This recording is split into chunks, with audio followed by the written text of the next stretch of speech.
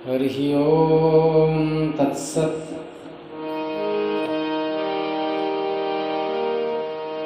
श्रीमते रामचंद्राय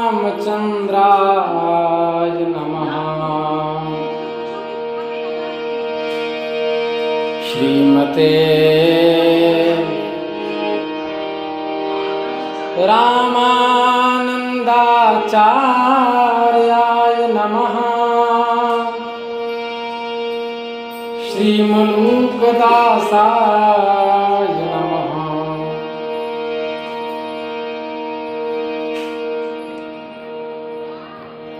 विश्वेशं माधवं धुन्धिं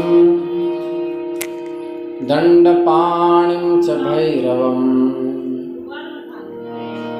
वन्दे काशीं गुहां गंगां भवानीं मणिकर्णिकां। भैया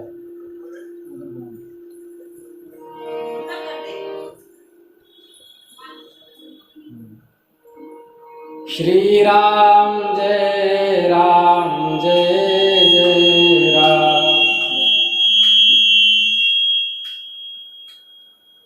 श्री राम जय राम।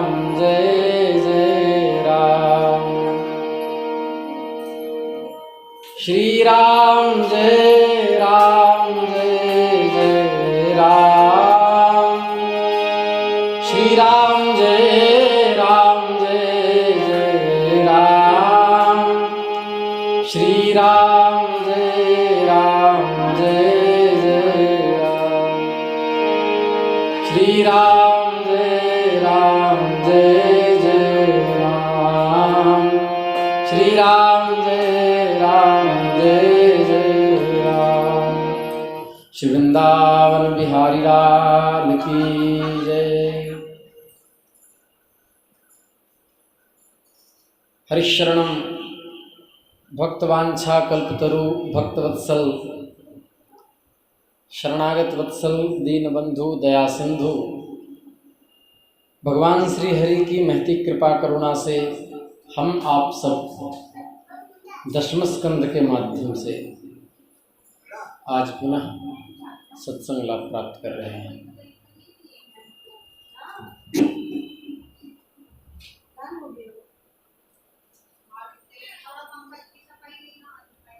सुखदेव जी कह रहे हैं एवं ब्रुवाणा विरहातुराभृशं ब्रजस्त्रियः कृष्ण विषक्तमानसाः विसृज्य लज्जां रुरुदुस्वसुस्वरं गोविंद दामोदर माधवेति। परीक्षित, भगवान श्री कृष्ण मथुरा की ओर जा रहे हैं। गोपियां दुखी हो रही हैं।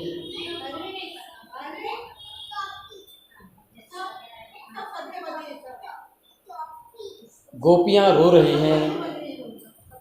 रोते रोते सारी रात बीत गई। सूर्योदय हुआ। अक्रूर जी संध्या वंदन आदि नित्य कर्मों से निवृत्त होकर रथ पर सवार हुए और रथ हाँक करके भगवान को ले चले। नंद बाबा आदि गोपों ने भी दूध दही मक्खन घी आदि से भरे हुए मटके और भेंट की हुई बहुत सी सामग्रियां ले ली और वे छकड़े पर चढ़कर उनके पीछे पीछे चल पड़े। परीक्षित, इधर भगवान श्री कृष्ण भी बलराम और अक्रूर जी के साथ वायु के समान वेग वाले रथ पर सवार होकर पाप नाशिनी यमुना जी के किनारे जा पहुँचे। वहाँ उन लोगों ने हाथ मुँह धोकर यमुना जी का मरकत मणि के समान नीला और अमृत के समान मीठा जल पिया। अच्छा, यहाँ पर लिखा है यमुना जी का जल मीठा है। उसमें आया है मीठे रस से भरोरी राधा रानी लागे महारानी लागे मन खारो खारो यमुना जी को पानी लागे। यहाँ लिखा तत्रोपस्पृश्य पानीयं पीत्वा मृष्टं मणिप्रभं वृक्षषण्डमुपव्रज्य सरामो रथमाविशत्। इसके बाद बलराम जी के साथ भगवान वृक्षों के झुरमुट में खड़े होकर रथ पर सवार हो गए वृक्षों की छाया में। अक्रूर जी ने दोनों भाइयों को रथ पर बैठाकर उनसे आज्ञा ली और यमुना जी के कुंड पर अथा ब्रह्महृद पर आकर वे विधि पूर्वक स्नान करने लगे। उसी अक्रूर घाट पे ये अशोक वन है जहाँ जंगल है, जिसमें कुछ हिंसक जानवर भी रहते हैं। दास उसी में रहा था, उस जंगल में लगभग 1-1.5 महीने रहा और एक भेड़िया हमको दौड़ा दिया, तो जान बचाकर हम भाग निकले। यमुना जी के तट पर ही है, वहीं पर भतरौड़ बिहारी भगवान भी हैं, वहीं से कुछ दूर पर पगला बाबा मंदिर भी है।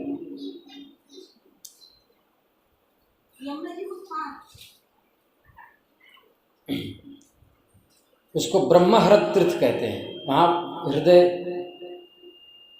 हृदय से आवेशित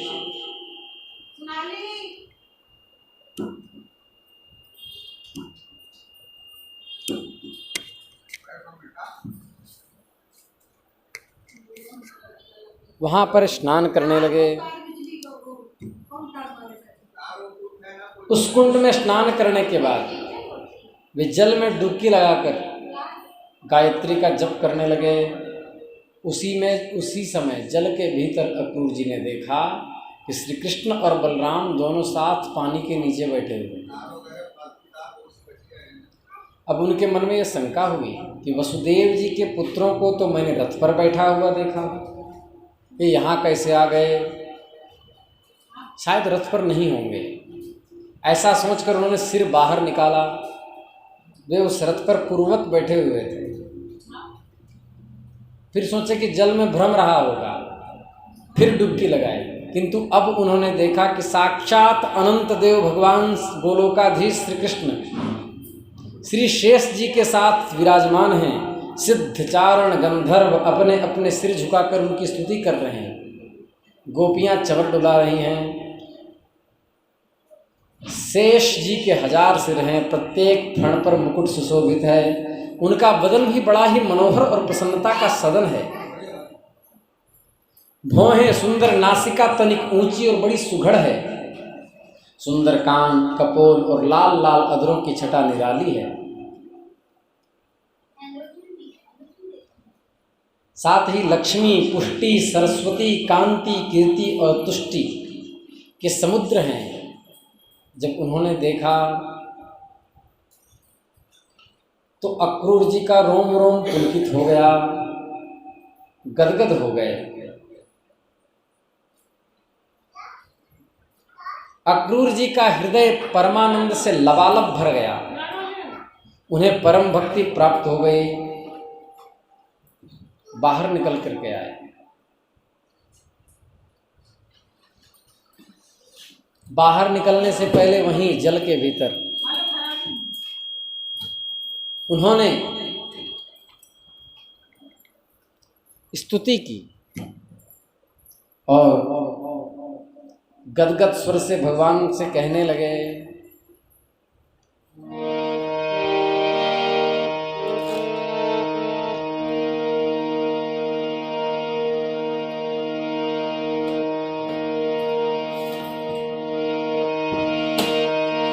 नतोऽस्म्यहं त्वाखिल हेतु हेतुं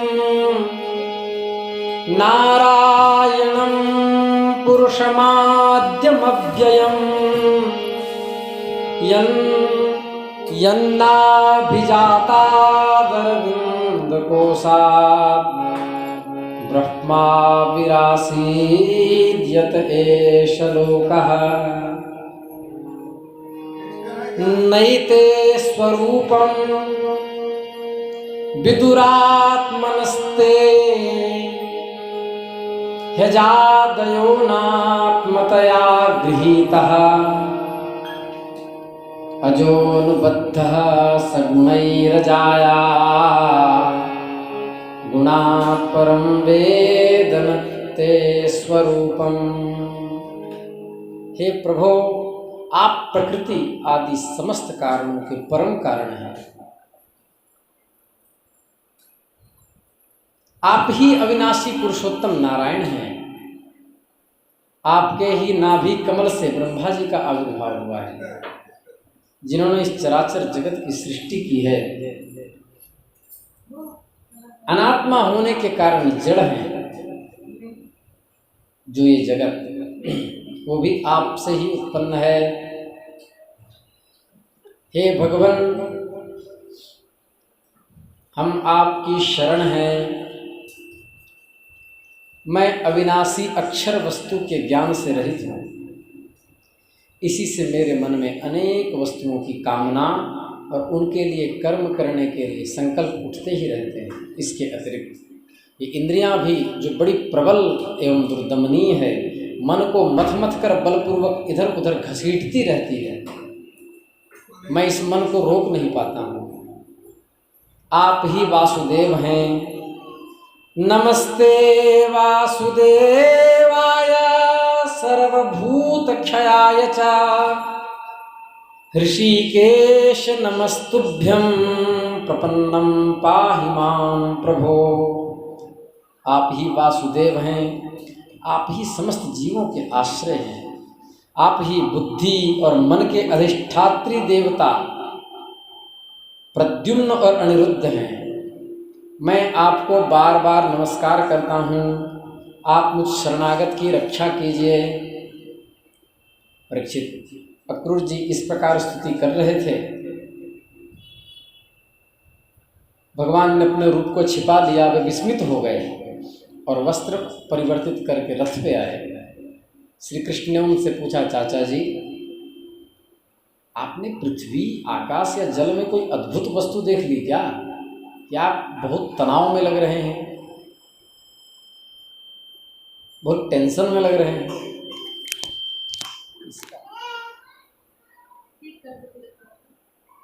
थोड़ा सबसे किनारे वाला, इधर वाला थोड़ा कम करो, इधर वाला सबसे इधर वाला थोड़ा कम करो। उस समय ज़्यादा कम कर दिया। उस समय विस्मित अक्रूर जी से जब ऐसा पूछा, थोड़ा बैठ जाओ। हाँ, अक्रूर जी ने कहा, प्रभु, पृथ्वी, आकाश या जल में और सारे जगत में जितने भी अद्भुत पदार्थ हैं, वे सब आप में ही हैं। हे भगवान, आपके अलावा मेरी कोई गति नहीं है। चाचा जी, आप रथ लेकर पहले मथुरापुरी में प्रवेश कीजिए और अपने घर जाइए। हम लोग पहले यहाँ उतरकर फिर नगर देखने के लिए जाएंगे। ये देखो, ये इसी को कहते हैं सांसारिक प्रपंच। अक्रूर जी ने कहा, प्रभु, आप दोनों के बिना मैं मथुरा नहीं जा सकता। हे स्वामी, मैं आपका भक्त हूँ। हे भक्तवत्सल प्रभु, आप मुझे मत छोड़िए, साथ में चलिए। हम गृहस्थ हैं। आप अपने चरणों की धूली हमारे घर पे पधराइए। आपके चरणों की धोवन से अग्नि, देवता, पितर सबके सब तृप्त हो जाते हैं। आप महात्मा हैं। भगवान तो सब कुछ है। श्री भगवान ने कहा, चाचा जी, मैं दाऊ भैया के साथ आपके घर आऊँगा और पहले इस यदुवंशी द्रोही कंस को मारकर अपने सुहृद जनों का प्रिय तो कर लूँ। घोषणा हो गई। परीक्षित, भगवान के इस प्रकार कहने से अक्रूर कुछ अनमने से हो गए। उनको लगा कि बीच में छोड़ करके ठाकुर जी जा रहे हैं। कंस से जाकर श्री कृष्ण और बलराम के आने का समाचार दिया। दूसरे दिन तीसरे पहर बलराम जी और ग्वाल बालों के साथ भगवान श्री कृष्ण मथुरापुरी देखने के लिए नगर में प्रवेश किए। सुवर्ण से सजे हुए चौराहे, धनियों के महल, उन्हीं के साथ के बगीचे, कारीगरों के बैठने के सामान, प्रजा वर्ग के सभा भवन, साधारण लोगों के निवास गृह नगर की शोभा बढ़ा रहे थे। परीक्षित, वसुदेव नंदन भगवान श्री कृष्ण और बलराम जी ने ग्वाल बालों के साथ मथुरा नगरी में प्रवेश किया। उस समय नगर की नारियां बड़ी उत्सुकता से ठाकुर जी के दर्शन के लिए अटारियों पर चढ़ गई। अब देखिए मथुरा की गोपियों की क्या दशा है। भगवान के गुण सुन रखे थे, भगवान की सुंदरता देखने के लिए सब अटालियां पे चढ़ गई। वह स्थिति क्या है। काश्चिद विपर्य धृत वस्त्र भूषणा विस्मृत्य चैकं युगलेष्वथा पराः कृतैक पत्र श्रवणैक नूपुरा नान्त्वा द्वितीयं त्वपराश्चलोचनम्। किसी ने जल्दी के कारण अपने वस्त्र और गहने उल्टे पलटे पहन लिए। पांव वाले मुंडी में धारण कर लिए, मुंडी वाले पांव में पहन लिए। मथुरा की गोपियां श्री कृष्ण का दर्शन करने के लिए गली में श्री कृष्ण जा रहे हैं, अटालिकाओं पे चढ़ गई। किसी ने भूल से कुंडल और कंगन आदि के जोड़े पहने जाने वाले आभूषणों को एक ही कान में पहन लिया। किसी ने एक ही पांव में पायल पहन लिए, किसी ने एक ही आंख में काजल लगाई, कोई बिना काजल की दौड़ पड़ी। कोई रमणियां भोजन कर रही थी तो हाथ से कौर फेंक करके चल पड़ी, कोई थाली फेंक दिया, किसी ने दूध को चूल्हे पे छोड़ दिया, कोई उबटन लगवा रही थी तो बिना स्नान किए दौड़ पड़ी। जिस अवस्था में जो थी सब भगवान को देखने के लिए दौड़ पड़ी। उन स्त्रियों ने नेत्रों के द्वारा भगवान को अपने हृदय में जाकर आनंदमय स्वरूप से आलिंगन किया। मानसिक रूप से उन्हें लगा कि ये मेरे स्वामी ही हैं। उसी समय भगवान श्री कृष्ण ने देखा कि एक धोबी जो कपड़े रंगने का काम करता था उनकी ओर आ रहा है। भगवान श्री कृष्ण ने उससे धुले हुए उत्तम उत्तम वस्त्र मांगे, पर वो कंस का चेला रहा। उसने कहा,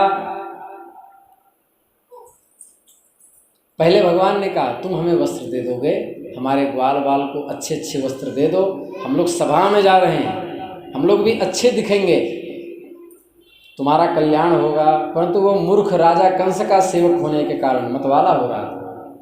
वो कहा, अरे तुम लोग जंगली, वृंदावन में जंगल में रहते हो और मथुरा नगरी में आकर के ये महंगे वस्त्र पहनोगे, तुम लोग बहुत उदंड हो गए। अब तुम्हें राजा के धन के लूटने की इच्छा है। अरे मूर्खों, जाओ, भाग जाओ। यदि कुछ दिन जीने की इच्छा हो तो फिर इस तरह मत मांगना। कर्मचारी तुम्हारे जैसे उच्छृंखल को कैद कर लेते हैं। भगवान ने देखा कि बहुत बोल रहा है, एक तमाचा गाल में दिया, धड़ाम से जमीन पर धराशायी हो गया। यह देखकर उस धोबी के अधीन काम करने वाले सब गट्ठर के गट्ठर वस्त्र दे दिए। इसी कहते हैं लात का भूत बात से नहीं मानता। भगवान श्री कृष्ण और बलराम जी ने मनमाने वस्त्र पहन लिए, बचे हुए वस्त्र को ग्वाल बाल पहन लिए। अब बताइए, ये बड़े बड़े सैनिकों का वस्त्र है। ऐसा लग रहा था कि ग्वाल बालों को वस्त्र ने पहन लिया हो। किसी की मुंडी घुस रही है तो कोई देख ही नहीं पा रहा वस्त्र के अंदर से, सब बड़े बड़े पहन लिए। भगवान के भी वस्त्र बहुत बड़े थे। हाथ घुसाए तो आधा हाथ था, आधा वस्त्र ऐसे लटक रहा था। तो एक दर्जी मिला, भगवान ने कहा इसको हमारे शरीर के ढांचा के अनुसार सही कर दो। सब काट कूट करके उसने ठीक ठीक फवा दिया। इसके बाद श्री कृष्ण सुदामा माली के घर गए। दोनों भाइयों को देखते ही सुदामा उठ खड़ा हुआ, पृथ्वी पर सिर रख करके उन्होंने प्रणाम किया। ये सुदामा दूसरे हैं, माली हैं, ये बगीचा के रखवाला, ये वो ब्राह्मण सुदामा नहीं है। फिर उनको आसन पर बैठाकर पांव पखारे, हाथ धुलाए, धन्य है सुदामा का भाग्य। तदनंतर ग्वाल बालों के सहित विधिपूर्वक पूजा की और कहने लगे, हमारा कुल पवित्र हो गया। हे भगवान, जिस घर में संत के चरण रज पड़ते हो, जिस घर में आप जैसे परम तत्व के चरण रज पड़ते हैं, वो घर तो पवित्र हो गया। मैं आपका दास हूँ, आप दोनों ही मुझे आज्ञा दीजिए कि मैं आपके लिए क्या सेवा करूँ। तो भगवान ने उनके हाथ की माला पहन ली। सुदामा माली ने उनसे यही वर मांगा कि हे भगवान, आपके चरणों में मेरी अविचल भक्ति हो।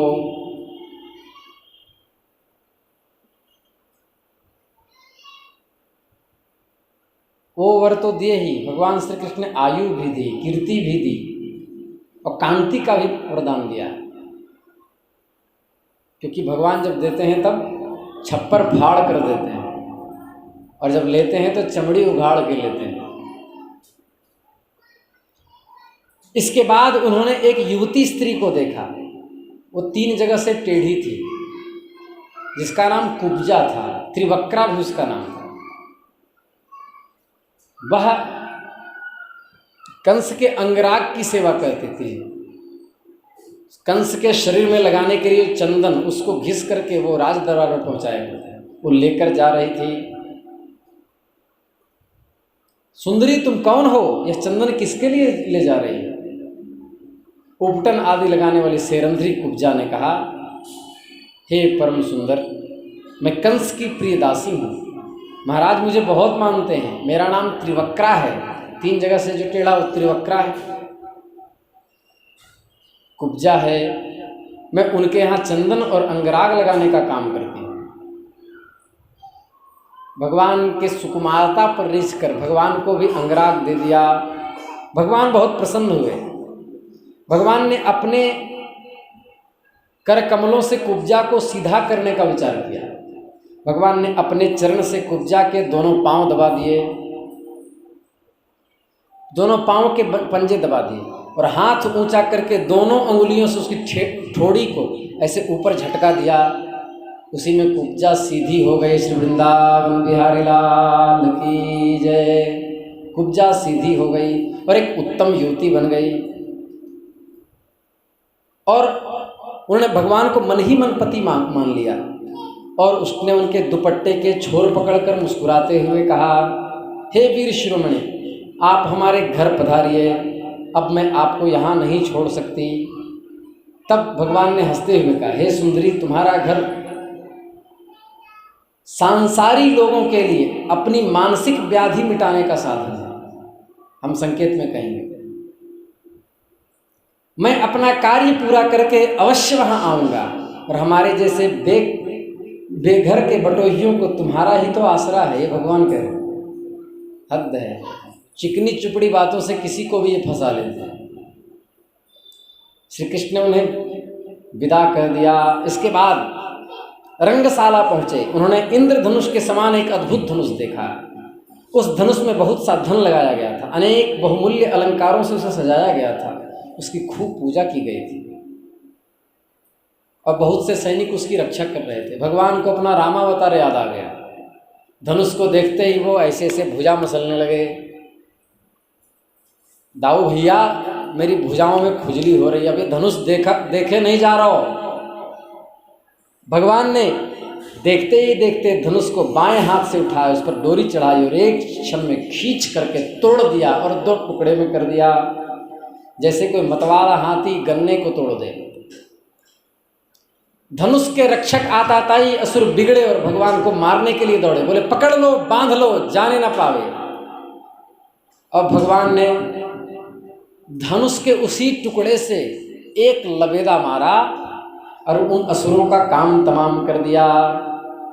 श्री बांके बिहारी लाल की जय। नमः पार्वती पतये, हर हर महादेव।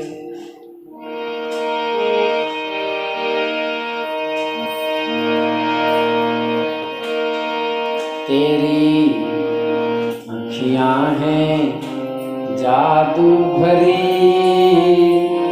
बिहारी मैं तो कब से खड़ी तेरी अखियां हैं जादू भरी।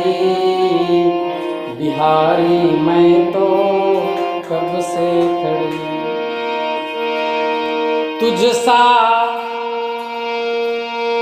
सा ठाकुर और न पाया, तुमसे ही मैंने मोहन नेह लगाया।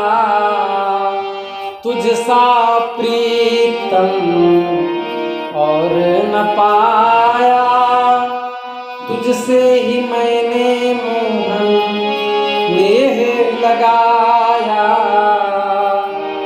मैं द्वार तुम्हा मेरे नैनों से अश्रु झड़ी। बिहारी मैं तो कब से खड़ी तेरी अखियां हैं जादू भरी। बिहारी मैं तो कब से खड़ी। सुन लो हरि दास के स्वामी, तुम तो हो प्रभु अंतर्यामी। सुन लो हरि दास के स्वामी, तुम तो हो प्रभु अंतर्यामी। मेरे तेना भजन की लड़ी। बिहारी मैं तो कब से खड़ी।